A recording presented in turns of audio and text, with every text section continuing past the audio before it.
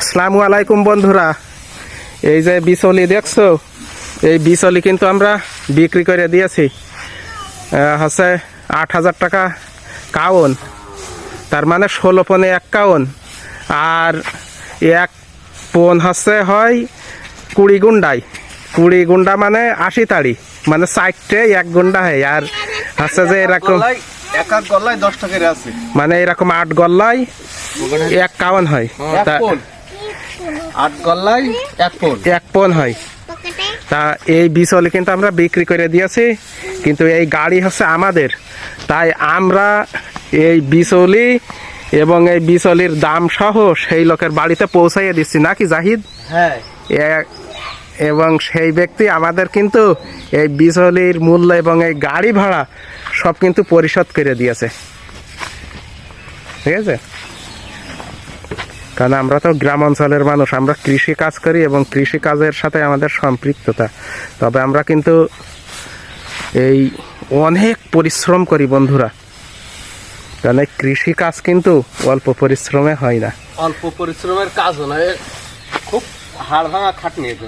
এবং এখন যেসব জিনিসের মান বেশি, আমাদের কৃষকের সরঞ্জামের অনেক দাম বেশি। একটা গাড়ি ঘোড়া ঠিক করতে গেলেই যে টাকার মাল কেনা লাগে প্রায় ওই টাকাই লাগে মজুরি, মানে এতে মিলিয়ে মানে লাভের অঙ্ক বেশি করাই কষ্ট। এই কারণে তাই মানুষ অধিকাংশ বিদেশের দিকে চলে যাচ্ছে, যেসব কৃষি কাজ করে 70 জনের বেশি মানুষ বিদেশে থাকে। এবং কিন্তু তারা কিন্তু ওই হচ্ছে ইউরোপ, আমেরিকা, জাপান, জার্মানিতে না প্রিয় বন্ধুরা। কেননা এই মানুষগুলো কিন্তু ওই মালয়েশিয়া, সৌদি আরব বা হচ্ছে কাতার, এরকম মানে মধ্যম শ্রেণীর দেশে নাকি মধ্যপ্রাচ্য দেশে বেশি। কিন্তু এই সব দেশে কি আর ওই রকম মতো টাকা পয়সা হয়? আগে আমাদের এই গ্রামের মানুষ যদি বিদেশে যেত, তাহলে ওই রকম এক বছরে 2 বিঘা, 2.5 বিঘা, 1 বিঘা জমি কেনার টাকা হয়ে যেত। কিন্তু এখন যদি 10 বছরও 15 বছরও থাকছে, তাহলে 2 বিঘা, 1 বিঘা জমি কেনার পুঁজি হচ্ছে না তাদের। হচ্ছে না না না, কারণ এখন 1 বিঘা জমির দাম 10 লক্ষ, 15 লক্ষ। আর এরকম ভিটে জমির দাম 2 লাখ, 1.5 লাখ, 2.5 লক্ষ টাকা শতক নাকি? এই আমাদের ওই জাহিদরা কিন্তু ওর ওই আর এক দাদা আছে, সেই দাদার কাছ থেকে 6 শতক জমি কিনেছে, 12 লক্ষ টাকা নিয়েছে নাকি? জাহিদের আব্বু হচ্ছে বিদেশে থাকে, তো এই কারণে ওরা নিতে পেরেছে, নইলে পারতো না। 12 লক্ষ টাকা নিয়েছে।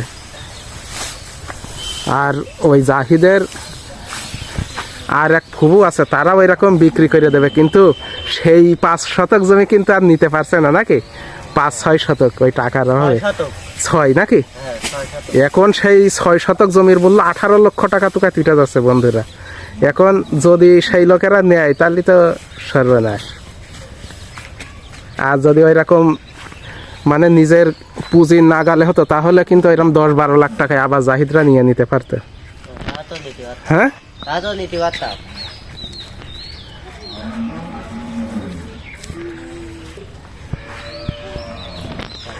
তো এখন কিন্তু গাড়ি বাঁধার পরে স্টার্ট দেওয়া হবে বন্ধুরা, দেখেছো?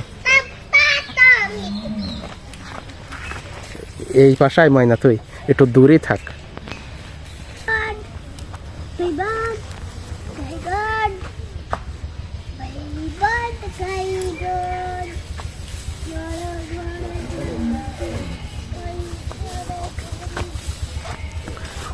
মানে বিচলি একটু আবার টাইট করে না বাঁধলে এই বিচলি কিন্তু ওই পুড়ে যায়। মানে যখন রাস্তা দিয়ে যাওয়া হবে তখন কিন্তু ঝাড়ায় ঝাড়ায় টাইট ঢিলা হয়ে যায়, অত টাইট থাকে না। ওই টাইট ঢিলা হয়ে গেলে তখন ওই রাস্তার মাঝে যদি এরকম গাড়ি ভেঙে যায়, তখন অনেক ঝামেলা, অনেক জ্বালা। কি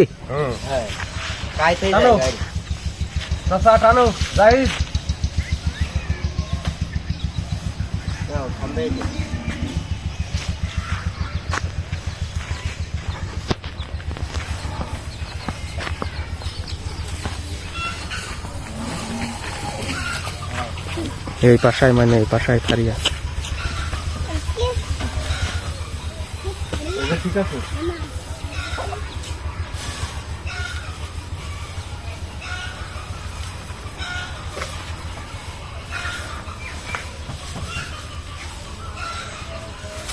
তবে আমি একটি কথা বলবো যে হচ্ছে আপনারা এইরকম ধানের জমি বা সবজির জমি এইরকম জায়গায় যেন কেউ বসত বাড়ি করবেন না, কেননা আমাদের দেশে দিন দিন অনেক মানুষ বেড়ে যাচ্ছে, জনসংখ্যা বৃদ্ধি পাচ্ছে, কিন্তু সেই সাথে কিন্তু আবাদের জমি বাড়ছে না। এই কারণে আমরা যদি মিলেমিশে পাকা ঘর করি বা 2 তালা 3 তালা বাড়ি করি, যদি টাকা থাকে তাহলে কিন্তু অনেকে এরকম ফসলের জমি বেঁচে যায়। আর ফসলের জমি বেঁচে গেলে এরকম দেশে যদি আবাদ হয়, ধান, পাট, আলু, পেঁয়াজ, তাহলে কিন্তু আমাদের দেশের অনেক উন্নতি হয়। তাহলে আমরা খাদ্যের স্বয়ংসম্পূর্ণতা অর্জন করতে পারি, করলে পর নির্ভরতা কমবে। কেন এখন আর ওই রকম বিদেশ থেকে যত আমদানি নির্ভর হয় তত কিন্তু দেশের অর্থনীতি দুর্বল হয়ে যায়। আর এখন এমন একটি সময়, মানে টাকা দিয়ে অন্য দেশ থেকে মাল কিনে নিয়ে আসলেও তারা আবার কিন্তু খুঁটা দেয় যে আমরা মাল দেব না, আমরা না দিলে তোমরা না খেয়ে থাকবা, তোমরা কষ্ট পাবা। এই কারণে নিজের প্রয়োজন মতো খাদ্য উৎপাদন করতে পারলেই নিজের দেশ জাতির কল্যাণ, নিজেদের লাভ।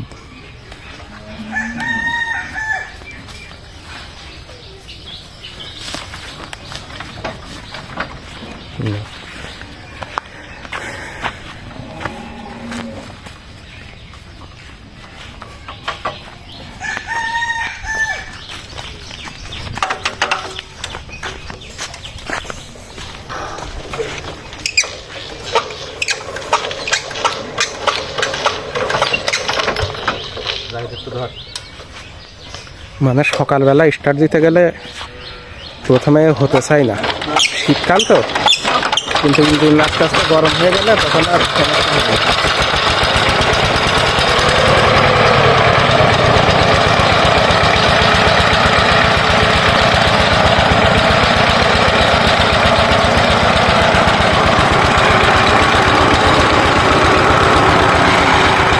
তাহলে সবাই ভালো থাকেন।